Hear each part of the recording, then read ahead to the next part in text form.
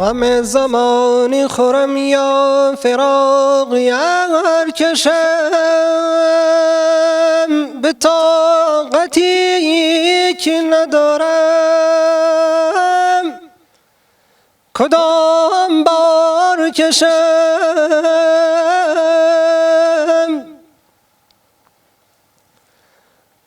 غم زمانی خورم یا فراق یار کشم، به طاقتی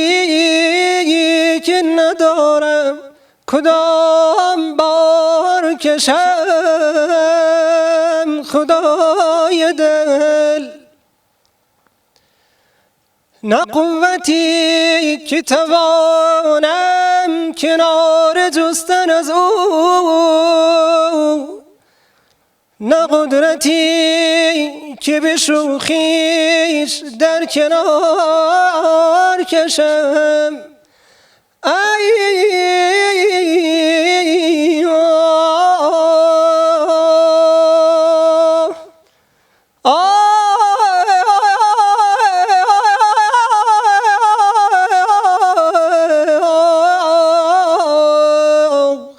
خدای من ای دوست،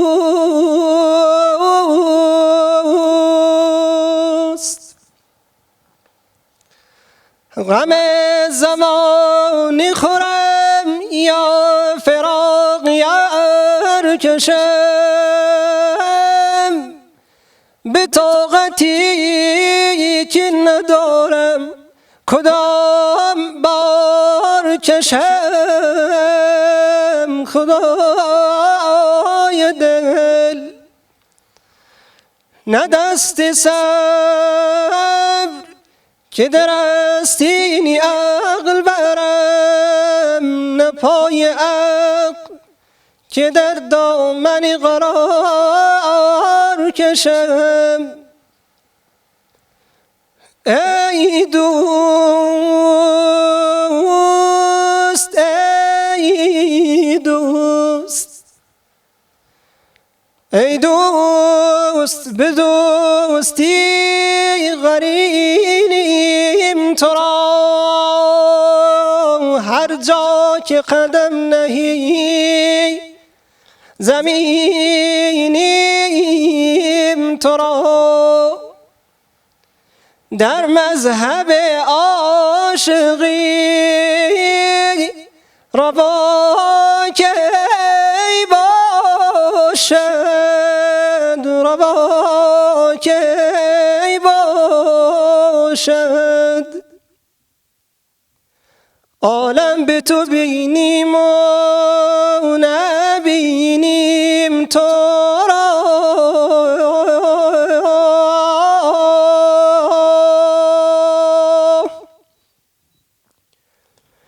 امروز من جام صبوحی در دست، میافتم و میخیزم و میگردم مست، با سر و بلند خویش من مستم و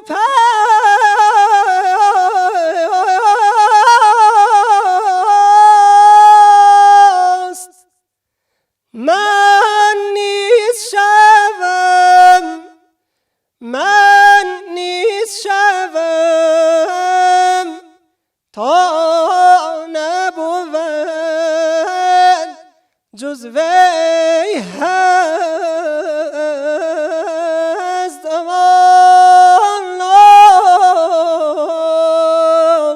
امان امان یا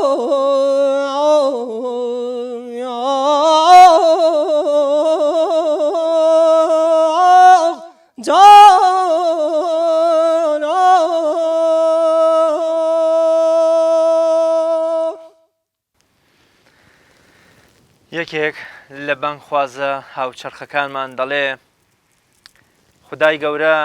بە یەکێک لە مەلائیکەتەکانیە قورئان ئەنێرێتە خوارەوە و دەیکاتە گەورەترینی مەلایکەتەکان کە جبریلە و لە شەوێکدا دەینێرێتە خوارەوە کە دەیکاتە پێشەنگی هەموو شەوەکان کە شەوی لەیلەت القەدرە لە مانگێکدا دەینێرێ ڕەمەزان دەکاتە خۆری 11 مانگەکەی دیکە و بۆ کەسێکی دەنێرێ کە پێغەمبەرە صلی الله عليه وسلم ئەیکاتە گەورەترین مەخلوق و پێغەمبەری نێو 124,000 پێغەمبەر و بۆ ئومەتێکیشی دەنێرێ کە دەیکاتە خەیرە ئومە و باشترین ئومەتی هەڵبژاردەی خوددا لە نێو تەواوی ئومەتانی پێشیندا خۆشبەختی بۆ کەسێکیش لەم مانگەدا بتوانێ لە سایی قورئاندا ببێتە باشترین بەندەی خوا ئێمەم جارە لە بەرنامەی خەڵوەدا قسە لەسەر چەمکی ڕەمەزان و لەیلەت القەدر و پێغەمبەرایەتی پێغەمبەرمان صلی الله عليه وسلم دەکەین و فەلسەفە و حیکمەتی ئەم سێ چەمکەش بۆ ئێوەی عەزیز و خۆشەویست ڕوون دەکەینەوە دوو میوانی ئازیز و خۆشەویست ئەم شەو بەرنامەی خەڵوەت دەڕازێننەوە زۆر بەڕێز جەنابی مامۆستا تەحسین حەمەغەریب نووسەر و ڕاوەکار و شارەزا و پسپۆڕی بواری عیرفانیات و ئەدەب هەروەها بەڕێز جەنابی کاک محەممەد شێخ ڕەزا هونەرمەندی دەنگخۆش بەرنامەکەمان زیاتر بۆ دەڕازێنێتەوە پڕ بەدڵ بە خێراتنتانەکە مامۆستاگیان کاک محەممەدگیان زۆر بەخێر بێن تاعاتت قبول بێ مامۆستاگیان زۆر سپاس مامۆستاگیان ڕەمەزان با بکەینە دەواازەی ڕۆیشتن بۆ چەم ئەو دوو چەمکەی دیکە فەلسەفەی ڕەمەزان و حیکمەتی ڕەمەزان گەورەی ڕەمەزان پێم خۆشە لە دیدێکی عیرفانی و ئیمانی و قورئانیەوە سەیری ڕەمەزان بکەین و بزانین ئەو گەوهرانەی لە مانگەکەدا هەن و خوددا لە نێو ئەم مانگەدا شاردونیەتەوە کامانن و چۆن دەرێکیان پێ بکەین بەنای خۆی بەخشندە و مێرەبان سپاس بۆ بەڕێستان سپاس بۆ پەیام کە ئەم هەلێ ڕەقسان جارێکی تر لە خزمەتان نابین گەورە بووین بۆم بابەتانە ڕەمەزانی بن ئینشاءالله قەدریش بن خۆشحاڵم کە لە خزمەت بەڕێست و لە خزمەت مامۆستا محەممەد و ستافی بەرنامە و ئەم بابەتە زۆر گرنگە لە ڕاستیان نامەوێت بچمە ناو بابەتی ئەدەبیات و ئەم بابەتانەوە کە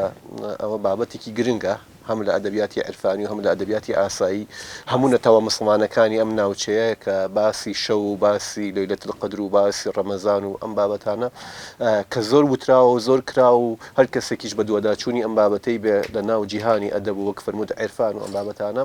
ئەزانێت خۆ لە ڕاستیە زۆر بە سادەیی بڵین زۆر بە کورتی بڵین ڕەمەزان ئەو باخە بوو ئەو باخەیە کە بەرهەمەکەی قورئانە شهر رمضان الذي أنزل فيه القرآن يتر أما يعني سادة كردنوي بابتكي وكفرموت يعني باروني باسي أم بابتا بكين باخك هي كهمو باخك بري خوي هي درختكاني وباخ بري خوي أدا باخك باخي رمضان ببركي بريتي لو قرآني يعني أزاين قرآن شونا وآسي قرآن شونا وشكتبك وبوكي هاتو لبيشيك جناب آمجد بيدا أزانين ك ئەممانگە چییە کا لە ئینسان یعنی من نەمەوێت کۆمەڵێ خاڵ خزمەت بەڕێستان و خزمەت بینەرانی عەرزکەم یەکێ لە تایبەتمەندیەکانی پێغەمبەرەتی هەموو پێغەمبەران درود و سەلامی خۆیان لەسەر بێ هەروەها پێغەمبەری خۆشمان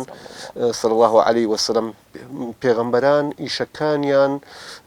سحر نەبووە جادوو نەبووە وەکەوەی کە ئێمە لە قورئان ئایخوێن و ئەزانین هیچ کام ئالەوان نەبوو شتی شاراوەیان نەبوو بە کورتی جوانە شتی شاراوەیان نەبووە هەرچێکیان هەبووە خستیانتە ڕوو بە گوتەی عارفەکان پێغەمبەری خوا میعراجی کرد چوو بە سەروی ئاسمانەکان فەرمووین ئەوە من ئەوەم کردووە بە زمانی حاڵ ئەوەم کردووە ئێوە شوێن کەوتوانی من چەند ئەتوان دەبیکەن ئێمەش بەپێی گۆزەکەی خۆمان لەو دەریایە ئاو ئەهێنین یعنی ئێمەش بەپێی توانای خۆمان ڕۆحی خۆمان بەرز ئەەکەینەوە یعنی بە سادەیی پێغەمبەران شتی شاراوەیان نەبووە خۆ پێغەمبەری خۆشمان صلی الله عليه وسلم شتی شاراوەی نەبووە هەرچیەکی هەیە لە بەرچاوایە جا ئەوەی کە لە بەرچاوایە و لە بەردەمی ئێمە پێغەمبەری خوا دایناوە بریتە لەم قورئانە و ژیاننامەی و سیرەی و فەرموودەکانی و کە لە بەردەست ئێمەی مسلمانانەوە لە بەردەست هەموو کەسە کابوونی هەیە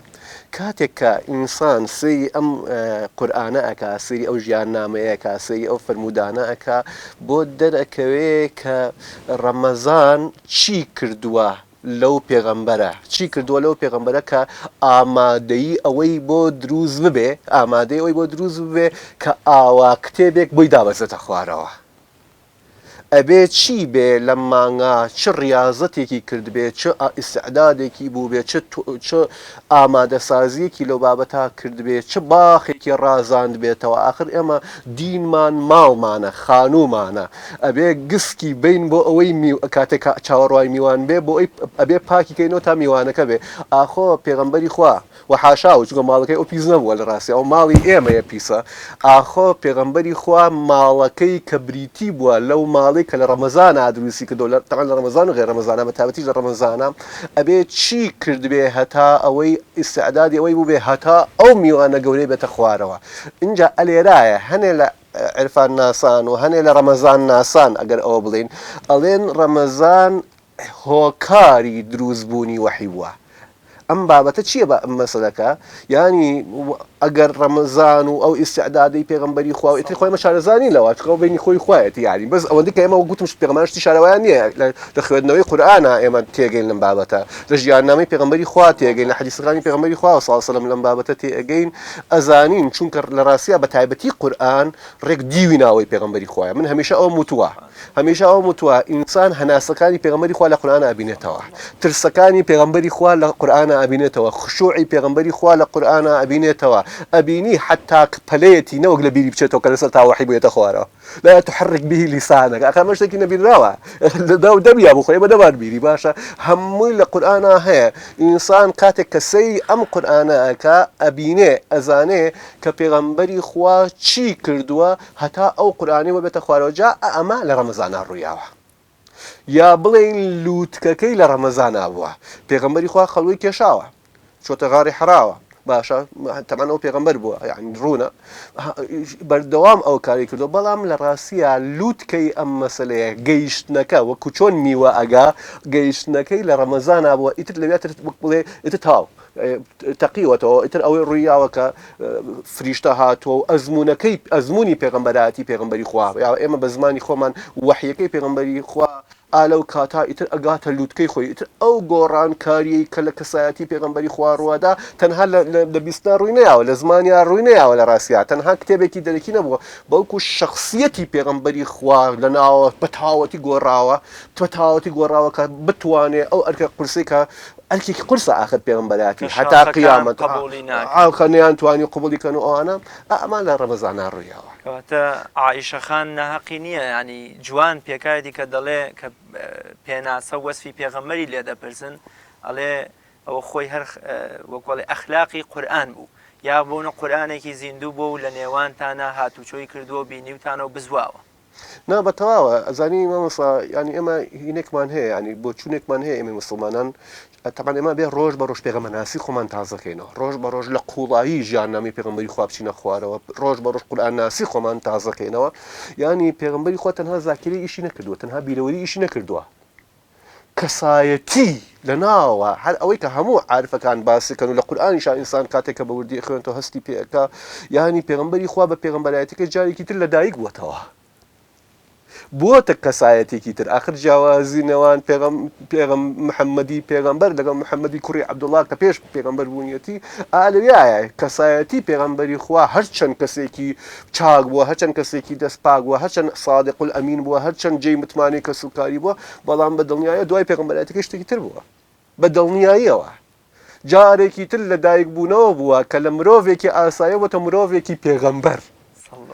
بۆتە مرۆڤێکی پێغەمبەر ئەم وەرچەرخانە لە شخصیەتی ئینسانە کە ئەبێ ئینسانی ئیماندار ئەوەی بۆ دروست بێ ئەسڵ فەلسەفەی ئیمان ئەو وەرچەرخانە قوڵەیە ئەوە لە هینا ڕوویاوە ئەوە لە ڕەمەزانە ینی بە تاوەتی دەرکەوتووە چکە لە ڕەمەزانە ینی پەیوەندیەکە دروستە بێ لە ڕەمەزانە کەسایەتی پێغەمبەری خوا ئیتر تەواو خۆ ئێمە جەزاین ڕەمزی گوشینی پێغەمبەری خوا لایەن جوبرەیلەوە ئەو حاڵەتە ڕۆحی کە لەو کاتا بووە ئەو بسکوتەی کە لەناو ئەو ئەشکەوتا ڕوویاوە ئەو وەرچەرخانە شخصیەتەی کە لەناو ئەو ئەشکەوتا ڕوویاوە هەمووی ئێمە باوەڕمان وایە ئێمە مسلمانان ئەوە لە ڕەمەزانە ڕوویاوە بە شایەتی قورئانیش کەواتە ئەم مانگە نیشتمانە نیشتمانی دروستبوونی پێغەمبەرانە، نیشتمانی دروستبوونی پێغەمبەری خوایە، نیشتمانی دابەزینی قورئانە. هەموو کەسێک ئێمە ناتوانین نیشتمانی خۆمان بگۆڕین. باشە؟ ینی من هەرچەند توانم باوەڕی خۆم گۆڕم چی خۆم بگۆڕم، بەڵام نیشتمان ناگۆڕێ. نیشتمانی وحیش ڕەمەزان بووە. جوانە ئەو سەرزەمینە بۆ کەتیایە وحی هاتوتە خوارەوە. بەڵێ ئێمە ئەو وەرچەرخانەی کە جەنابەت فەرمووت، ئێمە وەکو شوێن کەوتوانی پێغەمبەر صلی الله علیه وسلم کاتێک کە لە خوێندن و بەرخوردمان لەگەڵ قورئانی پیرۆزە هەست بە هەناسە و بە شەرم و بە خەم و خەفەت و ئازارەکانی پێغەمبەرەکەین صلی الله علیه وسلم، ئایا ئێمەش دەتوانین ئەو وەرچەرخانە لە خۆمانە بێنی دەکە ئەوەی کە بهێنینە دی ئەوەی کە مەولەوی دەڵێ هەرکەس تەوەلود دووبارەش نیەن لابد سەعادەت ستارەش نیەن. ئایا ئێمە بۆ نمونە بە کاریگەری ئەم قورئانە و بە کاریگەری هەستکردن بە وجود و ئامادەی پێغەمبەر صلی الله علیه وسلم ئەوەی کە کاک ناسرە فەرمێ هیچ ئاەتێکی قورئان نیە وەسفێکی پێغەمبەری تێدا نەبێ صلی الله علیه وسلم، ئەم وەرچەرخانە بۆ ئێمەش دێتە دی؟ ئەگەر نێتە دی ئەوە ئیسفادەمان لە ژیاننامەی پێغەمبەری خوا، ئیسفادەمان لە ڕەمەزان، ئیسفادەمان لە قەدر و ئیسفادەشمان لە قورئان نەکردووە. ئەوەی کە ئیقبال هەم سەهەرەوەردیش وتویەتی کە ئێمە ئەبێ وا مامەڵە لەگەڵ قورئانە بکەین کە وەکەوەی بۆ ئێمە دابەزی بێ. بەس ئەوە نییە کە ینی بۆ ئێمە دابەزی ئێمە پێغەمبەرین، نا ینی ئەمە لە ڕێگەی پێغەمبەرایەتی پێغەمبەری خواوە. باشە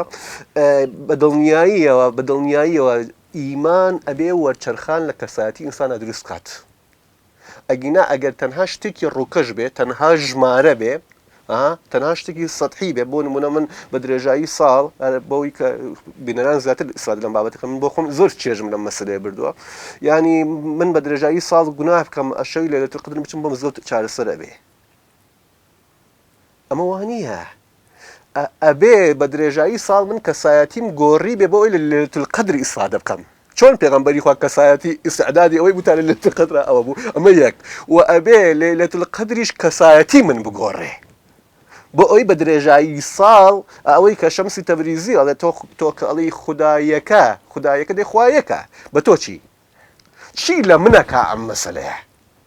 ینی من وەکو موحیدێ، وەکو یەکتاپەرستێک کە باوەڕم بە یەکتایی خوا هەیە، باوەڕم بە لا ئیلاهە ئیلا الله هەیە، لا ئیلاهە ئیلا الله تەنها شتێ نییە لە زەینی منە، تەنها لە مێشکی منە تەعبیری ئەمڕۆ، بەڵکو ئەبێ لە کەسایەتی منابێ، من ڕووگەیەک پێ بدام، من جۆرێکی تر لێ بکە. هەر وەکەوەی کە پێغەمبەری خوا ئەمەی بۆ دروست بوو، پێغەمبەری خوا ئەمەی بۆ دروست بوو، زەمینەی ئەمەی تیا بوو. اینجا کە کەسایەتی ئینسان گۆڕا، ئەو کاتە ئیسفادە لە قورئان و لە حەدیث و لە لەیلەتول قەدر و لە ڕەمەزان و لە غەیری ڕەمەزانی شەکە. ئەگینا ئەگەر ئەمە نەبێت تەنها تۆ زانیاریەکە وەرێگری. ئەوترێ ئەمڕۆ زانیاریەکان زۆرن، جەنابتان ئەزران، ئەمڕۆ زانیاریەکان زۆرن، ینی لە ئەنتەرنێت تا دەربارەی هەموو شتێ زانیاریت هەیە. بەڵام ئەم زانیاریە چەند هاتۆتە ناو منە، چەند منی گۆڕیوە، چەند وەرچەرخانی لەم کەسایەتی منە دروست کردووە. و منیش بەقەت خۆم لەو سەرزەوی پێغەمبەرستانە غەریبی تازە هاتووی وتەمە پێغەمبەرستانە، چەند منیش بەشی خۆم دەستکەوتووە. من چەند بووم بە هاوبەشی ئەو ئەزمونە، ئەو تەجربە ئیمانیە، ئەو تەجربە ڕەمەزانیە، ئەو لەیلەتول قەدرە. چەندم چەشتووە ئەوەندە ڕەمەزان هی منە، چەندم چەشتووە ئەوەندە قەدر هی منە، چەندم چەشتووە ئەوەندە قورئان هی منە، چەندم چەشتووە ئەوە شوێن کەوتووی پێغەمبەری خوا بووم. ینی ئەسڵەکە ئەم ئەزمون و وەرچەرخانی کەسایەتی من ڕووگەی من بگۆڕێ، ئیتر من وام لێ بێت تەحسینەکەی پێش ئەو کاتە نەبم. ینی تەحسینی دوای ئیمان هێنان و کە ئەبێ بەردەوام ئیمانیش بێنمەوە، یا ئەیها الذین آمنوا ئامینوا، ئەبێ بەردەوام ئیمان بێنمەوە، ئەبێ بەردەوام ئیمانی خۆم تازەکەمەوە، ئەبێ بەردەوام خۆم ئیمانی بکەمەوە، ئەبێ بەردەوام خۆم ڕەمەزانی بکەمەوە، بەردەوام خەریکی ئەوە بم، ئێتر دوای ئیمان هێنانەکەم کۆی پێشوو نەبم. ینی ئەمڕۆ وەکو دوێنێ نەبێ، مەغبون من تەساوى یومه، ئەبێ ئەم چکەم پێش کۆی پێشوو نەبێ. از نو شدن فرو آید ملال کاتێک کە من تازەیەکەوە ئیتر ئەو مەلەلی پێشوو ناوێنە خەڵکی بێتاقەتە مەلەلی هەیە. ڕاستە. شکە شخصەتی خۆیان نابڕ. یەکێکی تر لە گەوهرە گەشەکانی نێومانگی پیرۆزی ڕەمەزان و ئێستا ئێمە چەند ڕۆژێک کە تێکەوتوین بریتە لە قەدر و ئەزمموی قەدر. ئەم شەوەی کە شەوێکە ئیتر عاریفان تایە وەکو پەروانە لە دەوری شەمعی حەقیقەت هاتوون و چوون. پێم خۆشە بزانین فەلسەفەی قەدرەوەی کە جەنابەت پێشتر ئاماژەت پێوە کرد دەبێ قەدر من بگۆڕ، ینی بە جۆرێ لە جۆرەکان دام بڕێژێتەوە کە لە 11 مانگەکەی دیکەدا کەسایەتیەکی سەنگینمە بێ، نەگەوەی کە بێنم گوناه لەسەر خۆم هەڵڕێژم، گوناه لەسەر خۆم کۆکەمەوە، اینجا بە تەمایەوە بم لە قەدرا لە خۆمیان بکەمەوە، با لە قەدرا بۆ منە مامەڵەیەکی دیکەمان هەبێ ینی ئامانجێکی ترمان هەبێ هەنگاوێکی تر بەرەو حەقیقەت نزیک ببینەوە. ئەزانی مامەسا ڕاز ئەگەر ئینسان بە وردی سێری قورئان کە قورئان ناسی بکە ئەڵبەتە ئێمە زۆر ئیسفادەمان لە مامۆساکانمان لە پێغەمبەرەوە لە سەحابە و تا لەم بابەتا کردووە سەرەکەی ینی ئەگەر بە وردی سێری قورئانکەی چەند بابەت هەن لە قورئانە بابەتی سنترین بە زاراوەی ئیمامی غەزالی جەوهەری قورئانن. ئەگەر ئینسان ئەو جەوهرانە کەشف بکە ئیتر دوایی دەرگای قورئانی لێ ئەکاتەوە ئەکرێتەوە باشتر لە قورئان تێگە. سەرکەم لە قورئانە کەسایەتی ئینسان کە خۆی ئەوێ قورئانی بکە ئەوێ ڕەفتاری قورئان وەرگێ یەک کەسایەتی نییە بەردەوام لە گۆڕانکاریایە. کەسایەتی ئینسانی مسلمان لەکوێوە دەست پێکات لەو کاتەوە دەست پێکا کە ینی بابەتەکە تەمان ئاسان نییە هەر من عەرزم کردی لەیلەتول القەدر چەند کۆمەڵە سەڵاواتە دەم و نوێژی تەراویحەکەم و سات و تەسبیحەکەم و چێوانە تر مەسەلەکە کۆتایی دێ. بابەتەکە هەر ئەوەی کە لە سەرتاوە عەرزم کردی ئەبێ بە کەسایەتی ئێمە بگۆڕێ کەسایەتی ئەمە بگۆڕێ کەواتە ئەلێراوە لە قورئانە لە سەرتاوە لە گۆڕانکاری لە کەسایەتی ئینسانەوە دەست پێکا کە ئەوە پێوترێت تەقوا پێوترێت خشوع پێوترێت خەشیە. ألم يأني للذين آمنوا أن تخشع قلوبهم ورچرخانك صامك هيبتك وگۆڕانکاریەکی ڕیشەیی لە کەسایەتی منە دروسە بێت ئەمە ئیش لەسەرکردنی ئەوێ باشە هەتا دوایی ئەمە ئەگەر ئەم خەشیەت و خوشوع و تەقوایە لەناو منە دروست بوو دوای ئەوە ئیتر ئیمان دروسە بێ. ئیمان ینی ئەمن ینی ئاسایش ینی تەمئەنینە لیەطمئن قەلبی ئەلا بذکر الله تطمئن القلوب باشە ئەمە ئیتمینان قۆناغی دواترە باشە ئیمان قۆناغی دواترە لە سەرتاوە تەقوایە. لە سەرتای سوورەتی ئەلبەقەرا فەرمێ چی هدى للمتقين ئەم قورئانە هیدایەت و ڕێنمونیە بۆ ئەو کەسانی کە متقین زەمینەیان ساز کردووە خۆیان پاک کردوتەوە باشە جا عەرزم ئەوەیە لە سەرتاوە من خۆم ئەگۆڕم ئیش لەسەر خۆمەکەم گۆڕانکاریم بەسەرا دێ هەتا لە کۆتاییە ئەمن و ئاسایش و ئیطمینان و ئەو بابەتانە لەناو منە دروستە بێ. ئەمە بەراورد کە لەگەڵ ڕەمەزانە لە دوونیوەی یەکەمی ڕەمەزانە ئێمە خەریکی ئەوەی خەریکی کارکردنی لەسەر خۆمان لەسەر خشوع و لەسەر تەقوا و لەسەر خەشیەت و لەسەر ئەو بابەتانی کە لە قورئان باس کراوە. ڕێک ڕەمەزان کورتەی ژیانی ئێمەیە لە سێیەکی کۆتایی ڕەمەزانە ئیتر ئێمە سەلام هی حتا مەطلع الفەجر سەلام و ئاشتی لە ناومانە دروستە بێ. ئەمەیە حکمەتی ئەوەش کە شەوی لەیلەتول قەدر دیاریکراو نییە لە کام دە ڕۆژایە حتى ئەگەر دیاریش بکرایە لە یەکێ لە ڕۆژەکانە بۆیە بۆ نمونە ئەو قسەی کەوتەی بسەحوتی ڕەمەزانە باشە ئێخۆ مانگی ڕەمەزان جێگیر نییە بە درێژایی ساڵ ئەگۆڕێ باشە بابەتەکە ئەوەیە من لە ناوە گۆڕاوم ئیستعدادم هەیە من لە ناوە گۆڕام ئەوە تەجربەی ئیمانیم بۆ دروسە بێ لەبەرەوەی کە لە بەشی یەکەمی ڕەمەزان و بەشی دووەمی ڕەمەزانەوە حەزم کردین خەشیەتم بۆ دروست بووە خشوعم بۆ دروست بووە بەهۆی نوێژەکانمەوە بەهۆی ڕۆژوەکەمەوە بەهۆی ئەو کارە چاکانی کە یەکەم حتا بەهۆی بەخشندەییەوە پێغەمبەری خوا زۆر بەخشندە بوو بەڵام بەخشندەترین کاتی پێغەمبەری خوا لە کاتی ڕەمەزانە بوو ینی خۆم پاکەکەمەوە باشە خۆم پاکەمەوە لە کۆتایی ئیتر میوەکەم ئەگا لە سەیەکی کۆتایی ڕەمەزانە ئەو کاتەیە ئیتر لەیلەتول قەدری من دروسە بێ ئیتر لەیلەتول قەدر دروسە بێ تەجربەی ڕۆحیم بۆ دروسە بێ تەجربەی ئیمانیم بۆ دروسە بێ یعنی وام لێ ئیمانی خۆم ئەزمون ئەکەم ئەی چەژم حتا ئەوە نییە کە ئەڵێ ئیقبال لاهوریە فەرمێ ئەگەر لە ئیمانی عامی خەڵک پرسیارم لێکەوە ئای بیسن باسیەکەن ئەگەر لە ئیمانی خەڵکی باش و تایبەت پرسیارم لێکەنەوە ئەوان ئەیبینن لە لەیلەتول قەدرا ئەیبینی بەس ئەم ئەیبینیە بە بینینێکی خولافی نییە ئەستێرەیەکە کشێت و نازان بچێ بێت و ئەم بابەتانە بینینێکی ڕۆحیە ئەی چژی هەستەکەی پێگەیشتی بە لە ڕاستیە ئەمە بەراورد کە لەگەڵ هەموو ژیانی ئێمەی ئیماندار ئەبێ بەردەوام ئیش لەسەر خشوعی خۆمان لەسەر تەقوای خۆمان لەسەر خەشەتی خۆمان کەن هەتا ئەو ئەمن و ئەمان و ئاسایش و ئاشتیەمان بۆ دروست بێ کە تا بیچەژین. فەلسەفەی لەیلەتول قەدر گەیشتنە بەو چەشتنە فعلان یەک چرکە ساعتی ئەوە بەقەت هەزار مانگە یەک چرکە ساعتی ئەوە ئاخر خۆم بابەتەکە ژمارە نییە ینی بابەتەکە چۆنیەتیە وا لە مناکای تر بەمە کەسێکی تر ئەلبەت ئەبێ خۆم لە ئاسیا بم یعنی ئیستا لەو دیوارە درەخت ناڕوێ ئەبێ خۆم قابلیەتی ئەوەم تیاابێ ئیشم لەسەر خۆم کردبێ ئاوێنەکەی خۆم پاک کردبێتەوە هەتا ئەوی تا دەرکەوێ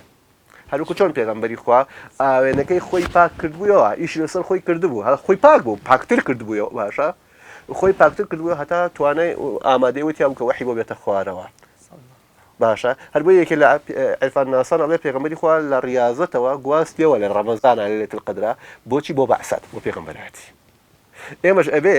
لە لەیلەتول قەدرا لە ژیانی ئاساییەوە لە ڕۆژە بێبەهاکانمانەوە لە شەوە بێبەهاکانمانەوە بگوازینەوە بۆ شەوی بەبەها شەوی قەدر قەدر یانی ڕێز و وەفا بەها و ئەم بابەتانە ئەو ئەزمونە ڕۆحیە ئەو تەجربە ناوەکیەمان بۆ دروست بێ ئەگە ناخۆ شەوی قەدر ئەرزم کردن وەکو هەموو شەوەکانی تر وایە لە ڕووی گردووناسی و لە ڕووی دەرەوە ئەوە منم لە ناوە گۆڕم ئەوە منم لە ناوە توانای ئەوم بۆ دروست بێ ئەوم بۆ دروست بێ کە ئین ناشئەة الليل هي أشد وطئا وأقوم قيلا جێکەوتی لەسەر من دروست بێ کاریگەری لەسەر من دروستەکە ئەمە کەسایەتێکی تر لە ڕاستیە ئەی چێژم قەدر تیا ناژی دەرەکی لە ناوە ئەیچەژی لە ناوە تیا ئەژی لە ڕاستیە وەکەوەی پێغەمبەری خوا تیا ئەژی دەستکان خۆش ماوەسەیان گوێبیستی یەکێکی تر لەو بەرهەمە خۆشانەی کاک محەممەد دەبین کاک محەممەدیان دووبارە زۆر بە خێراتن تەکەم و تاعات و عیبادەتی ئەم مانگە پیرۆزت قبول بێ و خۆشحاڵیشم کە ئەم شەو میوانی بەرنامەی خەڵوەتی و پاشتریش گوێ لە بەرهەمێک تەگرین. بەناوی خودای بەخشندە و میهرەبان عەرزی سڵاو و ڕێزم هەیە بۆ جەنابتان و جەنابی مامۆستا تەحسین و سەرجەم بینەران و بیسەرانی ئازیز و خۆشەویست هیوادارم ئینشەڵڵا هەمیشە لەش ساغ و تەندروست باش بن. اللهم ئامین. ئەوەی کە ئەم شەو ئێمە لێرەدا کۆبووینەتەوە ئینشەڵڵا هەدەفمان یەکەم ڕەزامەندی خودایە، دواتریش دروستبوونی جەوێکی ئیمانی و عیرفانیە کەوا سوود و دڵخۆشی بگەێنێت بە سەرجەم خەڵکی و بوونی هەر هەڵەو کەم و کوڕیەک بە تایبەت لەلایەن خودی بەندەوە ئەگەڕێتەوە بۆ خودی خۆم و هەروەها بوونی هەر خاڵێکی ئیجابیش ئەبێتە هۆی ئەوەی کە یەکێکە نیشاندانی یەکێکە لە نیعمەتەکانی خوای پەروەردگار کە بە هەر کەس بیەوێ ئەی بەخشێ و هەر کاتێک بیەوێت ئەی بەخشێ و هەر کاتێکیش بیەوێ ئەی باتەوە بۆ لای خۆی. یەکێکی تر لە بەرهەمەکان ئینشاءالله لەسەر ئیزنی جەنابی هونەرمەند کاک مەریوان سەفادین هۆنراوەی غوربەتەکە ئەو کردوێتی بە یەکێک لە بەرهەمەکانی. هەر ئەڕۆم وەک شەو ڕۆژ بەڕێی خۆما دێماوە دوور لە تاسە یادی کۆنی یارانم ئەتلێماوە هەر ئەڕۆم وەک شەو ڕۆژ بەڕێی خۆما دێماوە دوور لە تاسە یادی کۆنی یارانم ئەتلێماوە وەکو کێزای سەردی نەسیم ڕێ ئەبرم بە بێوچان هاواریشم بێناوایە بۆ شەوانی پڕ لە ژان بۆ گوڵژیم کەچی وەرزم هەر سەرەتای پاییزە ڕێگەی چۆڵم دوور لە دەنگی هاویارانی ئازیزە هەر ئەڕۆم وەک شەو ڕۆژ بەڕێی خۆما دێماوە دوور لە تاسە یادی کۆنی یارانم ئەتلێماوە بۆ کوێ بڕۆم دڵم وەکو کۆترێکی لانەوازە چاوەڕوانیم بەڵدارێکە تا ئێواران بێنازە بە دڵویستم لە نێو کۆڕی هاویارانم دانیشم ئیتر بەس بێ فرمێسکی ئاڵ بۆ غەریبی هەڵڕێژم هەر ئەڕۆم وەک شەو ڕۆژ بەڕێی خۆما دێماوە دوور لە تاسە یادی کۆنی یارانم ئەتلێماوە دوور لە تاسە یادی کۆنی یارانم ئات لێ ماوە یاخوا دەنگ و دەمە دەرخۆش بن یاخوا دڵخۆش و سەربەز بەڵام کامێرم بەسەر نەبووە تێرە گریام و ئەگە بژڵێم هەزار جار گوێم لەو گۆرانی خۆشە گرتووە لە ڕابردووە و ئێستا و کۆڵێ هەم خەم و هەم ئەو کاتانم بیراتەوە یاخوا دەنگت خۆش و ئینشەڵا و دەنگە گەشت یەکێگە بێت لە دەنگە خۆشەکانی باشت کاک محەممەدیان وای گەورە سەربەرزتکە ئینشەڵا مامۆستا حسینیان دێمەوە لای جەنابەت لە ئەدەبیاتی ئیسلامی و عیرفانی و وەکۆڵی ئەدەبیاتی کوردیشدا شەو بۆ شتە بە بایەخەکان هەڵبژێردراوە ینی بۆ منە ئێستا ئێمە ڕەمەزان ئەوەندەی کە گرنگی بە ڕۆژەکەی و بە ڕۆژوەکانی ئەدەین ینی بۆ منە وەکۆڵێ چاوی سەرنجمان بیرکردنەوەمان لەسەر ڕۆژەکانیەتی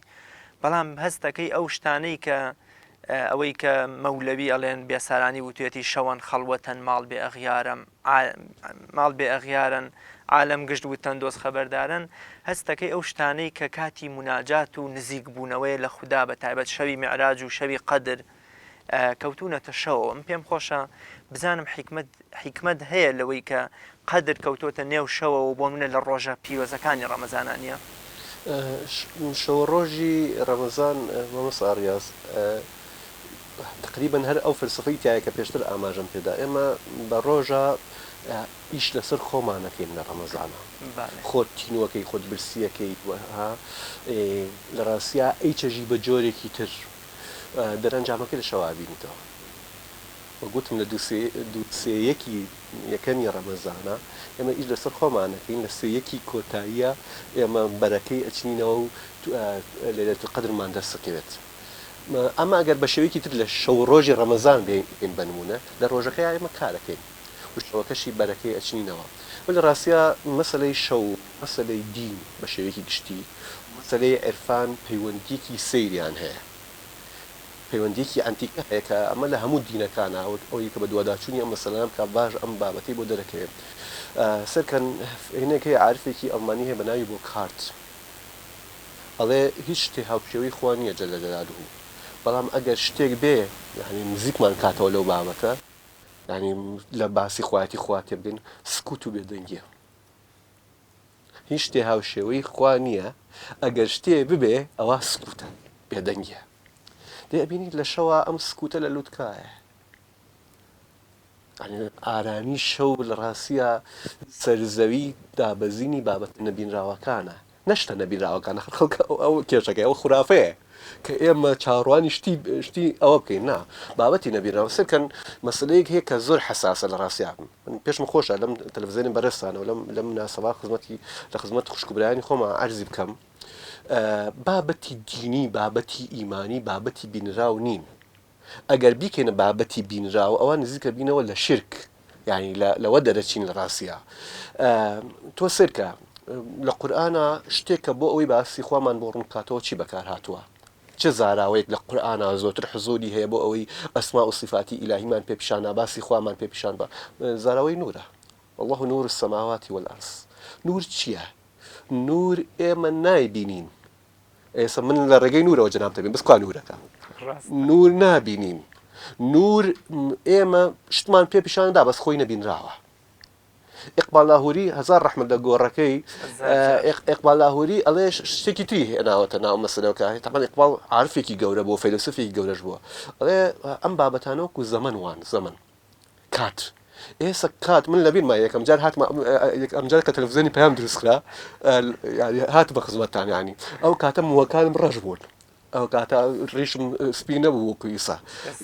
گۆڕانکاریم بەسرە هاتووە زەمان کاریگەری لەسەر تەحسین دروست کردووە موەڕەشەکانی سپی کردووە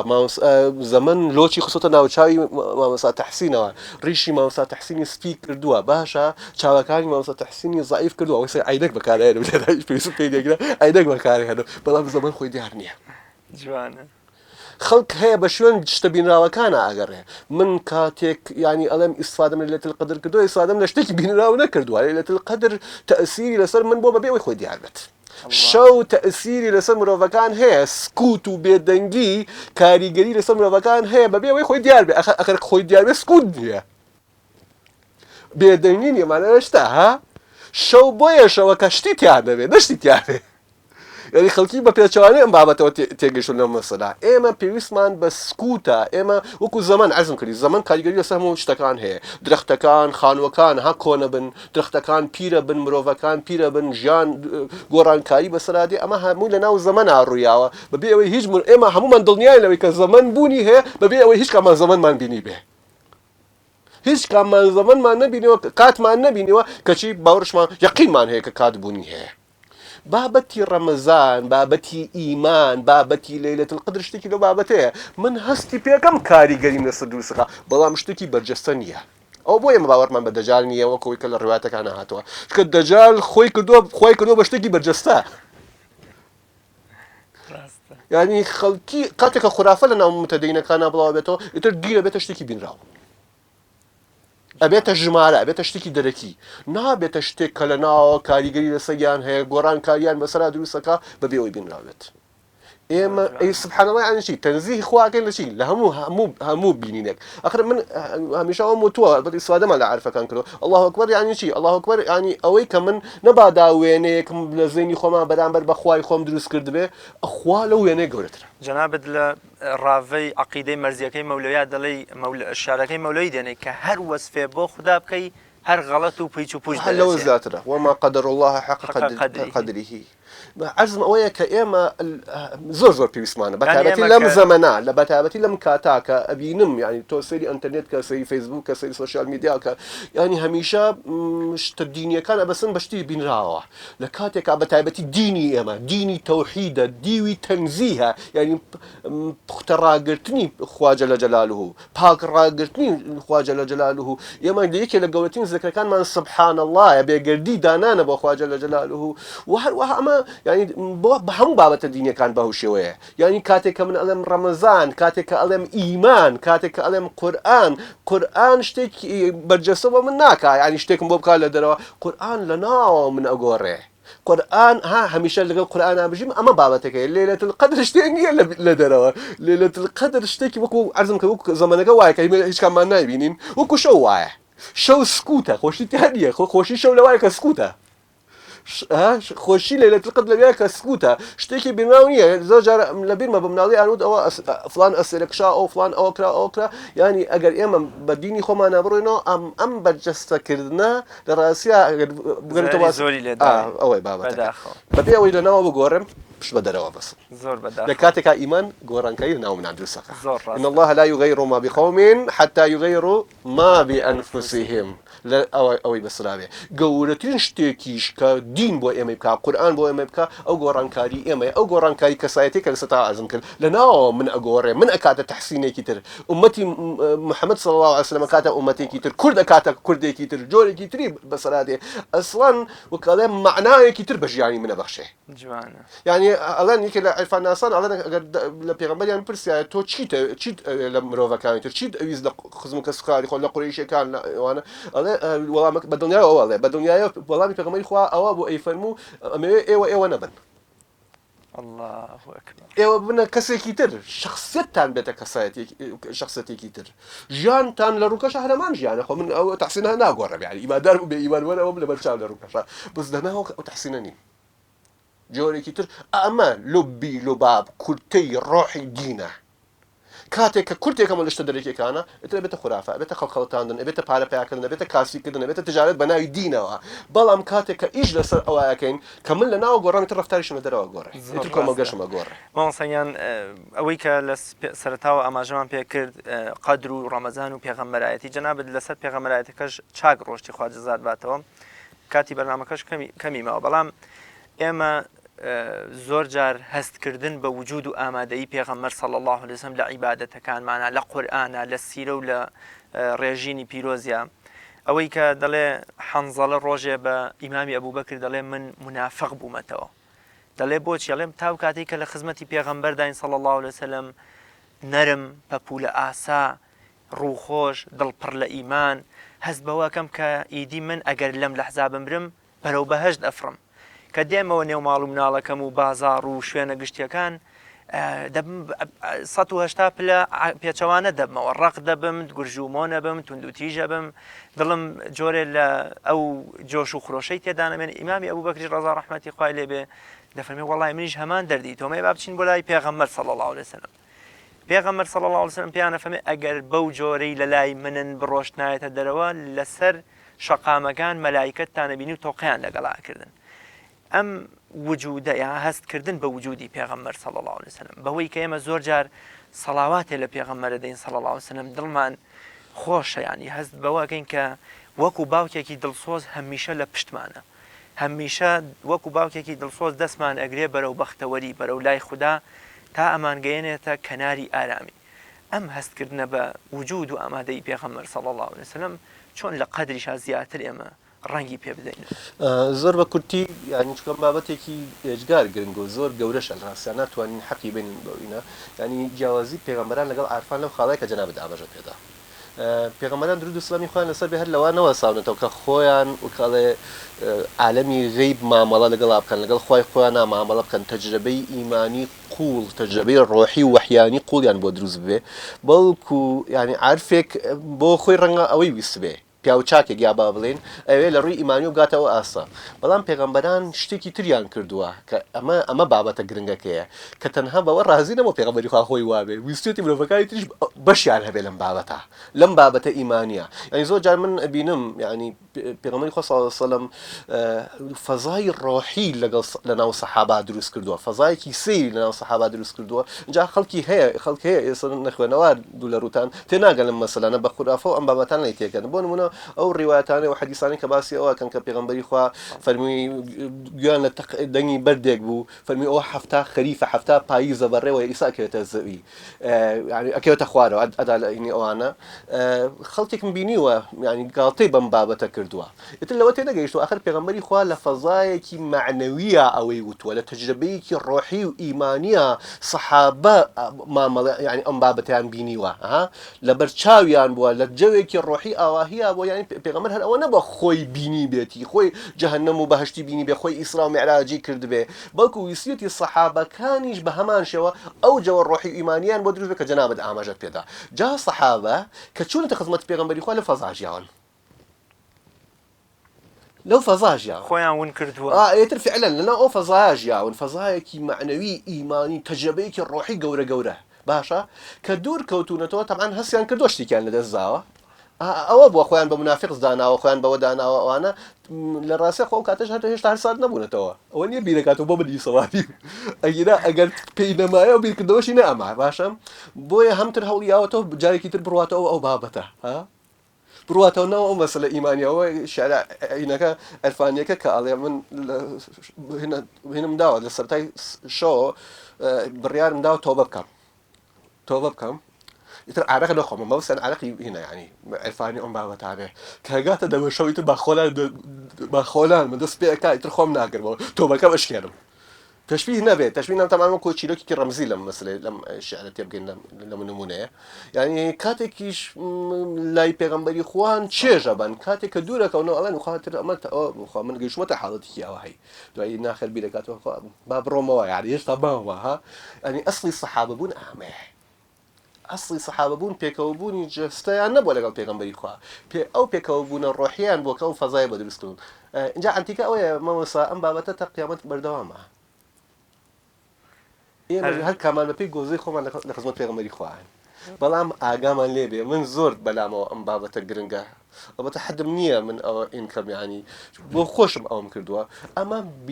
پێکەوەبوونێکی جەستەیی نییە لەگەڵ پێغەمبەری خوا و خورافەیە پێکەوەبوونێکی ئەزمموی ئیمانی ڕۆحیە لە خزمەت پێغەمبەری خوا ڕاستە لە ڕێگەی سکوتەوەیە لە ڕێگەی قورئانەوەیە لە ڕێگەی زیکرەکانەوەیە لە ڕێگەی تێگەیشتن زیاتر لەم بابەتەیە لەگەڵاژیانە گرتنبەری ڕێگەی ئەو ڕێگەیە ئەگرمە بەر ئێمە سالیکی حەقیقەتین هەروەکو لە پێش بەرنامەکە عەرزم کردن ئێمە مالیکی حەقیقەت نین ئێمە خاوەنی حەقیقەت نین گەیشتن و تەواو بڕایەوە ئێمە ڕێگەی ئەگری دەبەر ڕێگەکەی پێغەمبەری خوا بە شوێن ئەوە فعلا لەگەڵ پێغەمبەری خوا ربك حتى يأتيك اليقين گەورەترین خەڵاتی پێغەمبەران بۆ مرۆڤایەتی ئەوە بووە کە فێریان کردن کە ئێمە ئەکرێ ئەزمموی ئەبکەین زۆر جان مامۆستایان دەسەکانت خۆش بە یاخوا کاتی بەرنامەکەم برایان دەڵێن هیچی نەماوە بەڵام من ماڵاوایی لە بینەرەکەم و کۆتایی بەرنامەکە با کاک محەممەد بەرهەمێکی ترمان پێشکەشکەمەوە سەنگیان من زۆر چێژم لێ بینی خی گەورە پاداشت باتەوە خی گەورە خەم و ئازار و ئەو بەڵام موسیبەتانە لە کۆڵمان کاتەوە و شفای دۆستانمان بدار لە هەر نەخۆشی و ئازارێکە هەیەە خی گەورە جەزای جەنابیشت باتەوە و سپاس دەکەم کە لوتفت نواند و ئامادەی ئەم بەرنامەی خەڵوەت بووی سپاس بۆ بەڕێستان من ئەڵێم ئەگەر ڕەمەزانیش نەبووایە ئەبووە ڕەمەزانێک بخولقێنین قەدرێک بخولقێنین بۆ ئەوەی ئەم فەزا ڕۆحی ئیمانیانەمان بۆ دروست بێکە بڕیارە بەمان دروست بێت زۆر جوانە کاک محەممەدیان وەکۆڵێ سپاسی جەنابیش دەکەم و من ماڵاوایی لە بینەرەکەم اینجا جەنابتان بەرهەمێکی ترمان پێشکەشکەن ئازیزان و خۆشەویستان بەم شێوەیە بە خی گەورە و میهرەبانتان ئەسپێرم بە ئومێدیەوەی بەرنامەکە جێی ڕۆزامەندی خی گەورە و پاشان ئێوەی عزیز و خۆشەویست بوو بێ تا بە یەگەشتنەوەیەکی تر لە پەنای خوا و لوتفی خواییدا بنخواتان لەگەڵ نی حدیث راه پرخون می کنند قصه های اشک مجنون می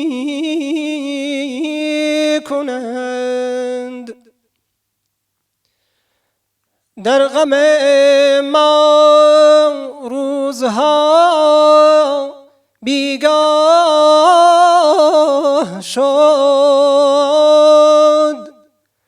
روزها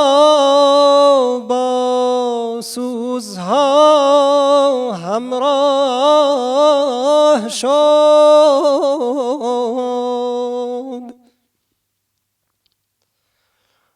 روزها گر رفت گرباک نیست تو به من ای آن که چون تو پاک نیست شمع و پروانه منم مست میخانه منم رسوای زمان منم دیوان منم رسوای زمان منم دیوان منم یار پیمان منم از خود بیگان منم رسوای زمان منم دیوان منم رسوای زمان منم دیوان منم چون باد صبا در بدرم با عشق و جنون هم سفرم شمع شب بی سحرم از خود نبود خبرم رسوای زمان منم دیوان منم رسوای زمان منم دیوان منم تو ای خدای من شنو نوای من زمین و آسمان تو می لرزد به زیر پای من ماه و ستارگان تو می سوزد به ناله های من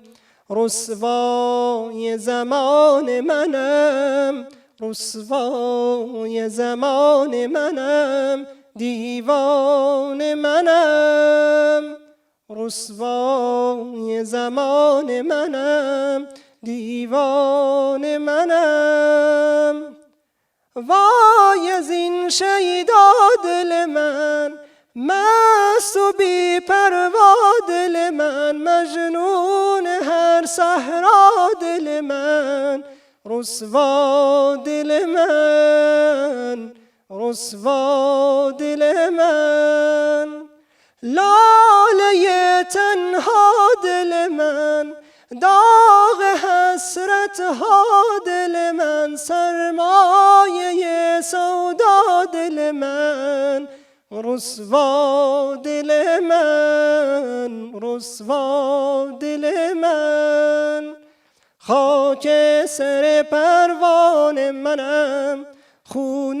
دل پیمان منم، چون شور ترانه تویی، چون آه شبان منم، رسوای زمان منم، رسوای زمان منم، دیوان منم.